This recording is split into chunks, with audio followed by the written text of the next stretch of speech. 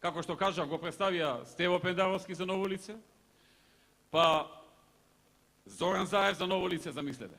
Зоран Заев бил ново лице. Радмила Шекеринска била ново лице.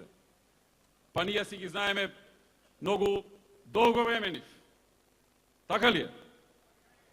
Ако се Радмила и Заев нови лица, тогаш ние не сме победиле на изборите ни во 2006, ни во 2008, ни во 2011 година, ни во 2009 ја прескокнав.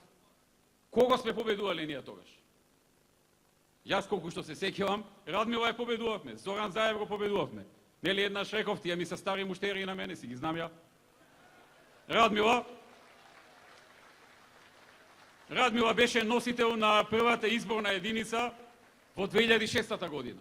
И изгуби убедливо на избори. 2008 година беше кандидат за премиер. Се сеќавате на тоа, така? И беше и председател на партија во тоа време. Историски пораз на СДСМ и историска победа на ВМРО ДПМН. 2009 година смена. Зоран Заев веде председател на СДСМ и водич во кампањата, бидејќи Бранко се уште ја беше узурпирал позицијата председател на Македонија. Зоран Заев водич, како веде председател, лидер во кампањата и во председателската, и во кампањата за локални избори, бидејќи заедно се одржуваа. Тежок пораз, како да ви кажам. И сега истите луѓе се појавија и во 2011 година, па се појавија во 2012 година на локалните избори, и сега викаат, партијата оди со нови лица. Види мајката. Како тоа никој не го забележа дека се нови лица, само они си го забележаха. Така што, драги пријатели, мислам дека на овој начин тие го подценуваат народот.